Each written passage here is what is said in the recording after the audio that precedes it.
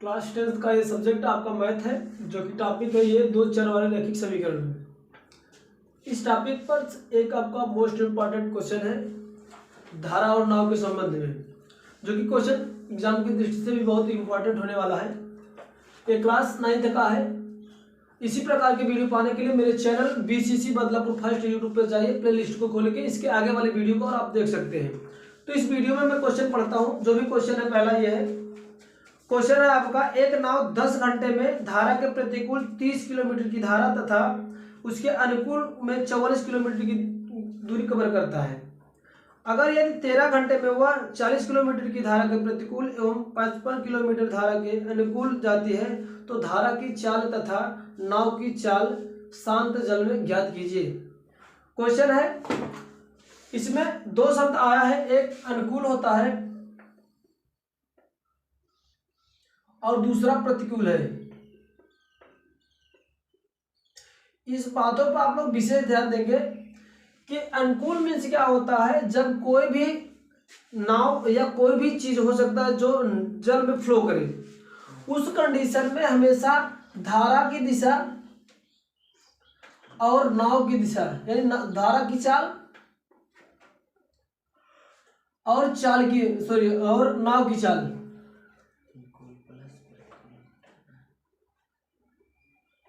जहां पर बात अनुकूल की आ जाए वहां पर हमेशा दोनों ऐड हो जाते हैं।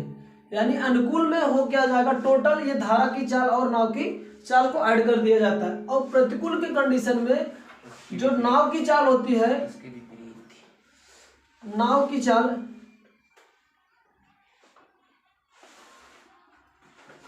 और धारा की चाल, ये क्या होगा, माइनस हो जाता है। माइनस इसलिए हो जाता है कि कोई नाव जब धारा की विपरीत दिशा में चलती है, प्रतिकूल मीन्स विपरीत दिशा में, जैसे मैं कहूं कि अगर आपका फ्लो नाव की यानी जल का फ्लो इस तरह से हो रहा है, अगर इधर से ऐसे हो रहा है, इस तरह से जल की धारा को यानी फ्लो हो रहा है, अगर इसके अपोजिट डायरेक्शन में कोई नाव में मानूं कि ये मेरे पास एक नाव है और नाव इस तरह से इधर को डायरेक्शन में ऐसे मूव करे, तो होगा क्या, ये धारा इसकी गति को कुछ ना कुछ अवरुद्ध करेगा यानी रोकने का प्रयास करता है। उतना ही रोक पाएगा जितने इसकी धारा की चाल होगा, उसमें इस धारा की चाल को, इस वाले नाव की चाल को उतना अवरुद्ध को लगाएगा, यानी इसके अपोजिट इतना वेग लगाएगा। लगाने का मतलब यह है, इसके चाल को क्या करेगा, कुछ ना मैं क्या कहूँ कि जितनी इसकी वेग होगी उतना को कम करेगा। कम करने के कंडीशन में प्रतिकूल हो जाता है और उस कंडीशन को लिखा जाता है प्रतिकूल। और प्रतिकूल के कंडीशन में जो नाव की चाल होगी, उस वाले नाव की चाल में से जो धारा की चाल होगी वो घट जाती है। अगर मैं यहाँ पर सपोज कर दूं कि अगर इसकी चाल y किलोमीटर प्रति घंटा है और ये धारा की दिशा, जो मेरी धारा की दिशा, अगर मैं इसको y किलोमीटर प्रति घंटा लेता हूं, तो इसके अब अनुकूल जो होगा, अगर अनुकूल की बात करूं तो हमेशा अगर अनुकूल के कंडीशन में मैं लूं तो ये नाव इसी धारा के ही दिशा में फ्लो करने लगेगा, जिसके कंडीशन में इसकी चाल यानी ये धारा की चाल और नाव की चाल दोनों ऐड हो जाती है। जो प्रतिकूल का कंडीशन ले लेता है यानी x, यानी मैं माना कि यहाँ पर x और y, तो यहाँ पर अगर धारा की चाल मैंने x माना हूँ और नाव की y माना हूँ, या धारा की x माना हूँ और y की नाव की ये माना हूँ, तो y plus x both are same condition में होगा, ये इतना किलोमीटर हो जाएगा, ठीक है ना। अगर इसके अपोजिट, ये एक दूसरे का अपोजिट कहने का मतलब कोई धारा इधर से जा रही है, नाव ये इधर से आ रही है, यह धारा ऐसे बह रही है और नाव इसके अपोजिट आ रही है, तो दोनों कंडीशन में, इस कंडीशन में हमेशा नाव की चाल में से धारा की चाल घट जाएगी। तो जो कंडीशन बनता है उस कंडीशन में उसको प्रतिकूल धारा बोला जाता है।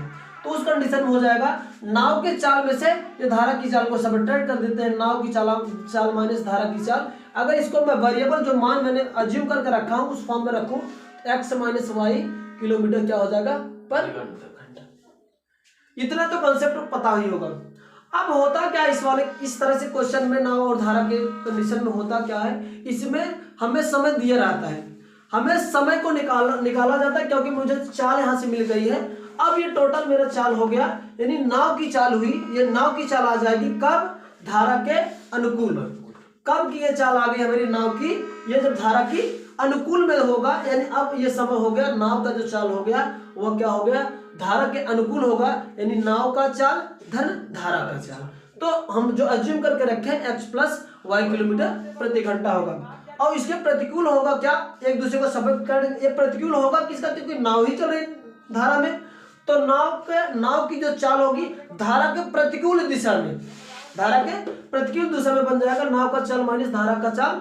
दैट्स इंप्लाइज दैट, मैं यहाँ पर एज्यूम करके रखा था x और y, तो हो जाएगा x माइनस वाई पर घंटा। इतना क्वेश्चन में इतना आपको कंपल्सरी जानना है। यहाँ तक क्वेश्चन अगर आप समझ गए कि किस चीज को किसको एज्यूम किया गया, तो क्वेश्चन आपका समझो कि 50% बन गया है। अब आगे आता समय दिया जाता है इक्वेट करने को। समय इस तरह से दिया गया कि कोई टोटल इतना घंटा में कोई नाव उधर से या इतना किलोमीटर गया और इतना किलोमीटर धारा के विपरीत चला है। सीधी सी बात है। तो जब धारा के अनुकूल दिशा में कोई चीज अगर मूव करेगा तो कुछ ज्यादा डिस्टेंस कवर करेगा। जैसे अगर ये फ्लो ऐसे ही हो रहा है, अगर नाव इसी की दिशा में फ्लो करेगा तो श्योर है, क्योंकि इसकी धारा और इसकी धारा दोनों का चाल ऐड हो गए, तो कुछ ना कुछ इसके अपोजिट वाले डायरेक्शन में कुछ ना कुछ डिस्टेंस ज्यादा कवर करेगा। जैसे मैं बताऊं कि अगर आप लोग अगर साइकिल लेकर जाते हैं, अगर हवा के विपरीत यानी उसी की दिशा में चलते हो तो साइकिल की जो रेस होती है यानी स्पीड बढ़ जाती है, तो चाल ज्यादा हो जाएगी, यानी डिस्टेंस भी कवर करोगे तो चाल ज्यादा होगी। ऑब्वियसली बात है कि डिस्टेंस ज्यादा कवर होगा। अगर मैं कहूँ कि हवा ऐसे चल रही है और उसके आप अपोजिट डायरेक्शन में आ रहे हैं, तो आपकी गति को हवा रोकेगा, तो गति धीमी हो जाएगी। जब गति धीमी होगी तो डिस्टेंस भी कम हो जाएगा। तो कंडीशन ऐसा बनता है, जब धारा की दिशा में जाएगा तो चाल ज्यादा कवर करेगा, इसके अपोजिट में आएगा तो चाल दूरी क्या करेगा, कम ऑब्जर्व करेगा। तो कंडीशन वही बना है। इसमें क्या होता है, टाइम को इक्वेट किया जाता है, टाइम को इक्वेट करके क्वेश्चन को सॉल्व किया जाता है। चलते मैं क्वेश्चन को फिर से एक बार रीड करता हूं। कहा क्या रहा है कि कोई मेरे पास एक नाव है जो 10 घंटे में धारा के अगर प्रतिकूल जाती है, धारा के अगर प्रतिकूल चलती है तो 30 किलोमीटर की धारा कवर करती है। अगर मैं ये पर अज्यूम करूं, क्वेश्चन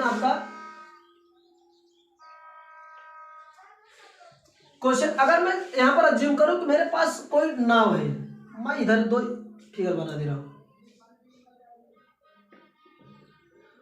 ये धारा है, ठीक ना।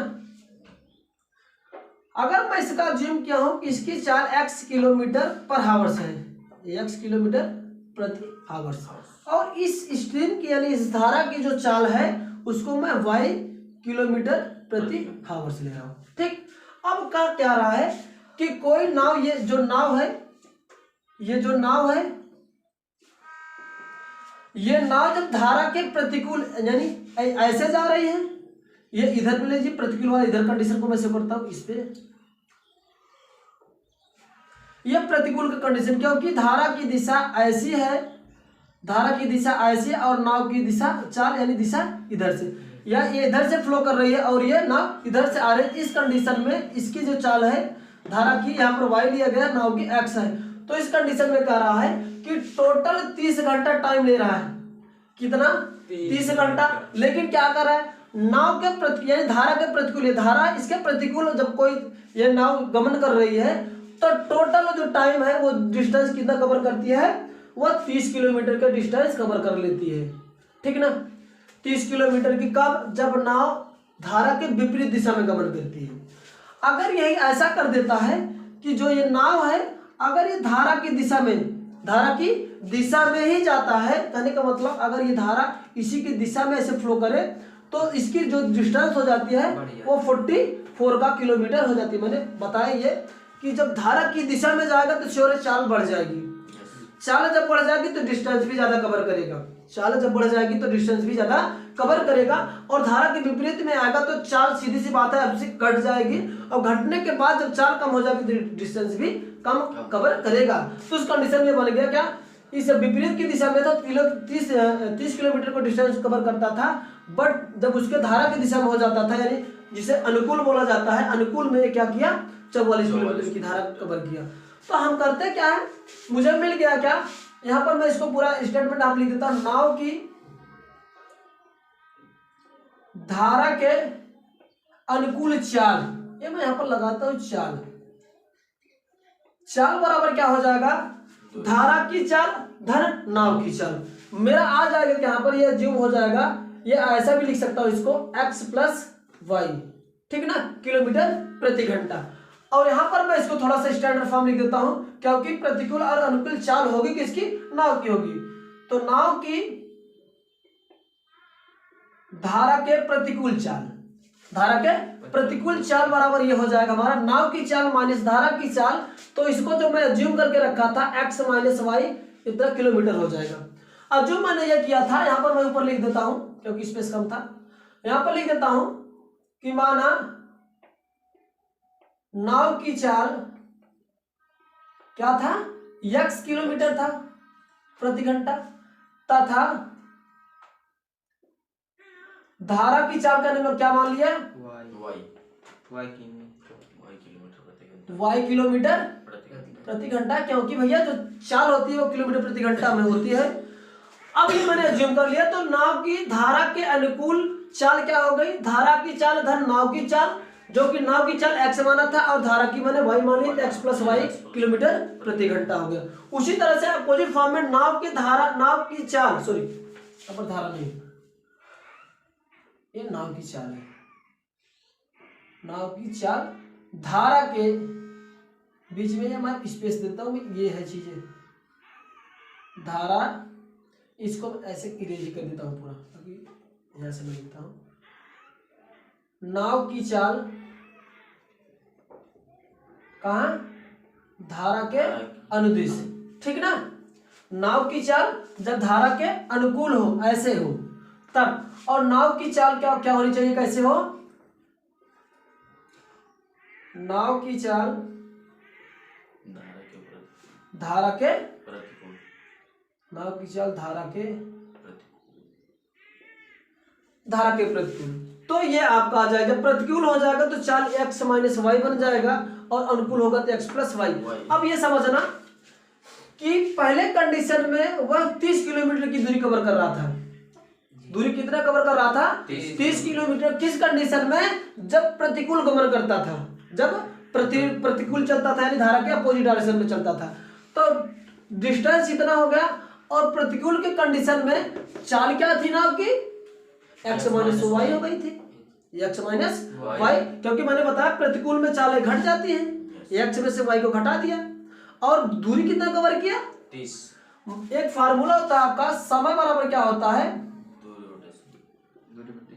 दूरी बटे चाल, क्यों, यही होता है।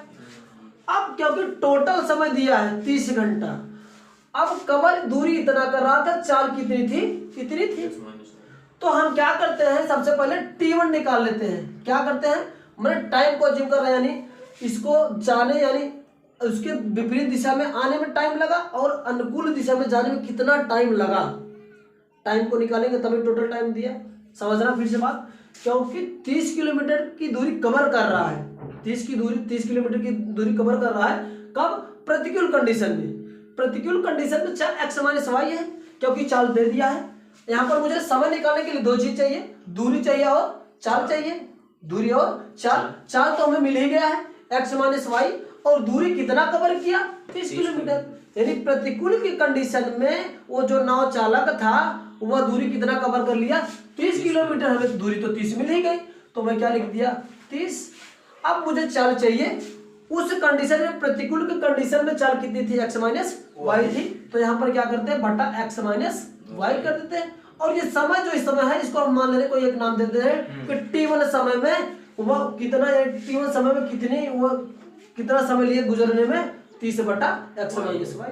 दूसरा कंडीशन देख लेते हैं कि जब धारा के अनुकूल जाता है, अनुकूल के कंडीशन में दूरी कितना कवर करता है, 44 किलोमीटर। और धारा के अनुकूल में नाव की चाल क्या होती थी, x प्लस वाई, क्योंकि दोनों चालें जुड़ जाती थी। तो यहाँ पर मैं इसको t2 एज्यूम करता हूँ कि जो t2 टाइम होता है, कितना लेता है टाइम, यानी 44 किलोमीटर की जब दूरी कवर करता है, तो दूरी यानी 44 है, और समय चाल कितना है, x प्लस वाई। ये मेरे पास ये t2 आ गया।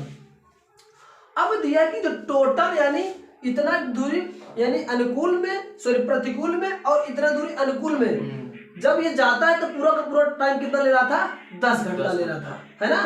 तो टोटल टाइम बराबर क्या होगा, यही दोनों टाइम है, यानी जाने में, यानी उसके विपरीत जाने में और उनके अनुकूल आने में, यानी उनके अनुकूल जाने में और उसके विपरीत धारा के अनुकूल जो है कि जब जा रहा था तो इतना समय ले रहा था और उसके विपरीत दिशा में आ रहा था तो समय इतना ले रहा है। तो टोटल टाइम समय कितना गया, 10 घंटा गया था। तो टोटल टाइम बराबर दिया है, टोटल टाइम दिया है आपका कितना, 10 घंटे। तो उसी में से दोनों ये है, टोटल में ऐड कर दो, यानी T1 plus T2 is equal to क्या दिया है, 10 घंटा। ये वैल्यू जो अज्यूम करके रखा हूं कि 1/x माइनस वाई और 1 x प्लस वाई, इसको मैं कुछ अज्यूम कर लूँ। अज्यूम करने का मतलब मेरा है जो फ्रैक्शनल की वैल्यू थी वो आपका जो है कि फ्रैक्शनल ना होके अब सिंपल सा हो जाएगा, जिससे कैलकुलेशन करने में इजी हो जाता।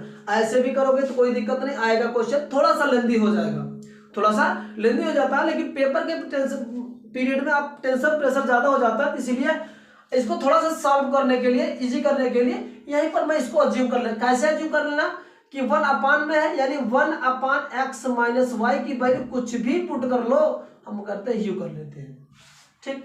ये माइनस था और दूसरा वाला कंडीशन यहाँ पर था कि x 1/x plus Y value थी, ये मैं यू पुट कर ले रहा हूँ, ठीक। ये दोनों पुट कर लिया, 1/x माइनस वाई और 1/x प्लस वाई बराबर यू। अब करते हैं क्या, अगर इसको इजिली वे में मैं देखूं, अब मैं जब इसके 1/x का u अज्यूम किया और इसकी वैल्यू क्या अज्यूम कर लिया, v अज्यूम कर लिया, दैट्स इक्वल टू 10 आ गया। अब जब अज्यूम किया हूं वैल्यू को, ये अज्यूम जहां से किया हूं, अब यहां से अगर मैं t1 की वैल्यू देखूं ना तो आगे क्या 30u, ओके, क्योंकि 1/x माइनस वाई की वैल्यू में क्या पुट कर दिया u, और t2 की वैल्यू क्या मुझे आ जाएगी, यहाँ से जो टाइम निकलेगा वो आ जाएगा 44, क्या हो जाएगा 1/x की वैल्यू क्या हो गई v। अब ये टाइम वाले फार्मूले पर रख देते हैं जो मैंने निकाला था, t total time equal to t1 plus t2 equal to 10, तो होगा क्या, अब यहाँ पर t1 की वैल्यू आ गई 30u plus 44u sorry v is equal to कितने का, 10 का, क्योंकि टोटल टाइम 10 था ना, 10 घंटा, ये आ गया। इसी तरह से दूसरा और एक और उसमें क्या कर रहा है, दूसरे कंडीशन में कर रहा है कि 13 घंटे में वह 44 किलोमीटर की दूरी कवर करता है, और कैसे कर रहा है, धारा के प्रतिकूल में चाल क्या हुआ करती थी, प्रतिकूल में चाल x माइनस वाई होती थी। दूसरे कंडीशन में टाइम टोटल कितना ले रहा था, अब इस समय 13 ले रहा है, तो होगा क्या, इस समय में जो दूरी इसकी है समय फार्मूला फिर यही लगेगा आपका, एक यही लगेगा। अब यहाँ पर मैं टाइम को कुछ दूसरा अज्यूम करता हूँ, यहाँ पर t3 ले लेता हूँ। मैं इस समय दूरी कितना है प्रतिकूल के डायरेक्शन में वो ले रहा, चल कितना रहा है 40 किलोमीटर, ठीक ना, और 4 प्रतिकूल में अनुकूल में क्या होती थी x माइनस वाई किमी प्रति घंटा, ठीक ना। तो अब होगा क्या, अब ये होगा क्या, अब यहां से अगर हम टाइम को निकालना चाहें तो टाइम निकलेगी क्या, मैं यहाँ पर t1 t2 तक मैं निकाल लेता था, अगर मैं कोई स्केल ले लेता, कोई भी ले लो आप फ्री फ्रॉम हो, तो यहाँ पर मैं t3 को मान लेता हूँ। t3 बराबर यहाँ पर समय क्या आ जाएगा, समय बराबर होता है दूरी बटे चाल, तो दूरी कितना कवर करा इस टाइम में 40, और चाल कितना है x माइनस वाई। अब मैंने पहले से अज्यूम करके रखा था x माइनस वाई बराबर क्या था u, तो इसको मैं ऐसे भी लिख सकता हूँ 40 का u, तो कोई समझने में प्रॉब्लम तो नहीं होनी चाहिए, मैं अज्यूम किया था। अब दूसरे कंडीशन में ये तो प्रतिकूल का था, जब अनुकूल को चल रहा था उसके में तो वो कितना दूरी कवर कर रहा था 55 किलोमीटर, और प्रतिकूल में सॉरी अनुकूल में धारा की चाल क्या, नाव की चाल क्या हो जाती थी x प्लस वाई किलोमीटर प्रति घंटा, ठीक ना। अब क्या होगा, अब बस फिर से वही लगा दो, t3 वाला फार्मूला लगा दो, क्योंकि t3 था t4 मान लेते हैं। समय बराबर क्या होता है दूरी बटे चाल, तो दूरी समय कितना कवर कर रहा है 55 अपॉन क्या होगा चाल x प्लस वाई। अगर मैं x प्लस वाई की वैल्यू अज्यूम करके रखा था क्या v, तो हो जाए क्या 55v, ओके। अब इसमें क्या दिया है, टोटल टाइम दिया है, जो टोटल टाइम है वो कितना दिया है 13 घंटे, 13 आवर्स दिया है। तो पहला t3 और t4 में टोटल टाइम कितना लगा 13, तो हो जाए क्या फार्मूला t3 प्लस t का 4 इज इक्वल टू 30, ठीक है। t3 की वैल्यू क्या थी 40u थी प्लस, और t4 की वैल्यू 55u थी इज इक्वल टू 13। ये इक्वेशन सेकंड आ गया। इक्वेशन फर्स्ट मेरा ये बना था 30u प्लस 44 v u v प्लस 10, और सेकंड वाला इक्वेशन मेरा मिल गया 40u plus 55 v is equal to 30। अब इन्हीं दोनों की मदद से हमें क्वेश्चन को सॉल्व करना है। मैं दोनों इक्वेशन को पास में लिख देता हूँ। ये दूसरा हो गया, पहला मेरे पास आया आपका 30u प्लस 40 का v इज इक्वल टू 10। ये इक्वेशन मेरा फर्स्ट था, तो पहले से आया था यहाँ से। अब इसके पहले आप लोग मेथड 3 पढ़े थे कि अगर कोई भी 2 वेरिएबल का लीनियर इक्वेशन हो, 2 वेरिएबल का लीनियर इक्वेशन हो, तो 3 मेथड पढ़े थे वैल्यू फाइंड करने के लिए। पहला था प्रतिस्थापन, दूसरा विस्थापन, और तीसरा वज्रगुणनफल। तो आप कोई भी इस पे अप्लाई कर सकते हो, आपको जो अच्छा लगे आप अप्लाई कर सकते हो। तो यहाँ पर मैं अप्लाई कर लेता हूँ वज्रगुणनफल का। इसको इसमें लागू करने के लिए, वज्रगुणनफल में लागू करने के लिए ये जो इक्वलिटी होती है इसको एज्यूम कर लेते हैं 0 के बराबर इक्वेट करेंगे। तो इसको थोड़ा सा मैं इक्वेट कर लेता हूँ। 30u प्लस 40 का 4v, ये इधर आ जाएगा तो -10 इज इक्वल टू 0 बच जाएगा। ये क्वेश्चन फर्स्ट ही है, केवल थोड़ा सा एज्यूम कर लो। इसको कर लो 40u प्लस 55v, ये आ जाएगा इधर क्या हो जाएगा माइनस हो जाएगा, माइनस का 30 इक्वल टू 0। इक्वेशन सेकंड था। अब इस पे वज्रगुणनफल अप्लाई करो।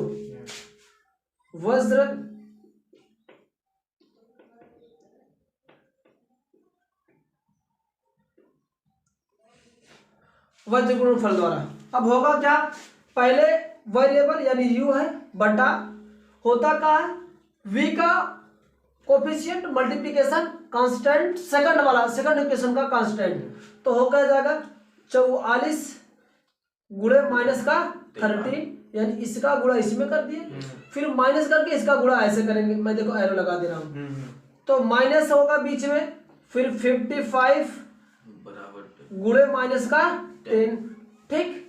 पहला हो गया बराबर दूसरा वेरिएबल क्या है v है, तो v बटे फिर से कंसेप्ट इसको मैं हटाता हूं। अब क्या होगा, जिसकी वेरिएबल जो वेरिएबल यहाँ पर आएगा वो पूरा का पूरा उसका कोफिशिएंट के साथ उसको ढक लेना है दोनों समीकरण में। तो बचे क्या मेरा, ये u बचेगा और कांस्टेंट बचेगा, u बचेगा और कांस्टेंट बचेगा।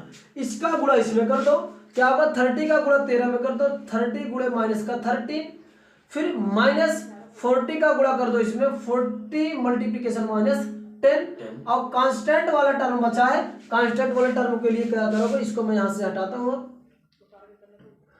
कांस्टेंट वाले टर्म के लिए पूरा का पूरा कांस्टेंट की वैल्यू ऐसे एज्यूम कर ढक लिया जाता है। तो बचेगा u और v में गुणा करना, माइनस इसका इसमें गुणा कर देना।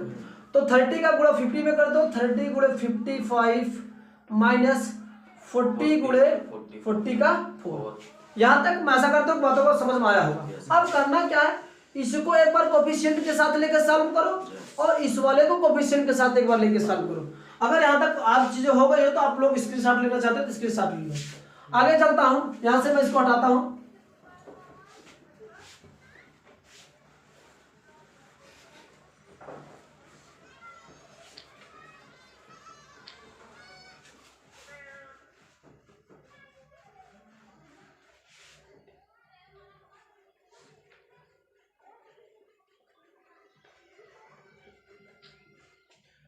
चलो मैं क्या करता हूं, पहले वाले को कोफिशिएंट के साथ लेके सॉल्व करता हूं, u अपॉन ऐसे इसको लिख लेता हूं। अच्छा 40 का 4 मल्टीप्लिकेशन माइनस 30 माइनस 50 का 5 multiplication minus 10 is equal to 1 upon, क्योंकि कांस्टेंट टर्म ये है तो 30 multiplication by 55 minus 40 multiplication by 40 का 4। ठीक, इन दोनों को सॉल्व कर लीजिए। u अपॉन मिलेगा क्या हमें, 40 का गुणा इसमें कर दीजिए। देखो मल्टीप्लिकेशन करने पर क्या आएगा, 34 में यानी 13 में इसका 3 4 जा 34 जा क्या होगा, ये 52 हो जाएगा। 52 का 2 हाथ लगा 5 है ना, 13 चौका 52 और 13 चौका 52, 52 5 57, ये 57 हो गया। ओके, ये माइनस का साइन था इसलिए माइनस यहाँ पर आ गया। फिर माइनस का माइनस प्लस हो जाएगा, इसमें ये 10 है तो यहाँ पर एक 0 केवल जाके बढ़ जाएगा। 1 अपन इसका मल्टीप्लिकेशन करो, 0 था 0 बढ़ जाएगा, 3 का मल्टीप्लिकेशन करो, 3 5 15 का 5 हाथ लगा 1, 3 5 15 का 16, 1 0 बढ़ गया। माइनस 4 का गुणा कर दो, 4 चौका 16 और 4 चौका 16 का 17, ये हो गया। ठीक ना। अब इसको सॉल्व कर लो। u अपॉन क्या होगा, घटा दो, 572 में से 520 जाएगा तो कितना आ जाएगा, शायद आ जाएगा 22। ठीक ना, बराबर, ये बड़ा सा साइन था इसलिए पर माइनस साइन का आएगा। इधर भी इधर देख लो, 1650 में से जब 1700 इतना को घटाओगे तो बड़ा ये है तो इसलिए उत्तर आएगा माइनस में, माइनस 120 आएगा क्या, शायद 0 हो जाएगा। 15 में से 6 का कितना आएगा, 15 में से 6 गए 9, श्योर है। इसके बाद ये आ जाएगा क्या, सॉरी इधर से घटाना क्योंकि ये बड़ा था ना, 0 हो जाएगा। इसके बाद 6 में से 5 गए 1 और ये 1 हो जाएगा। ओके, ये माइनस का माइनस प्लस हो जाएगा।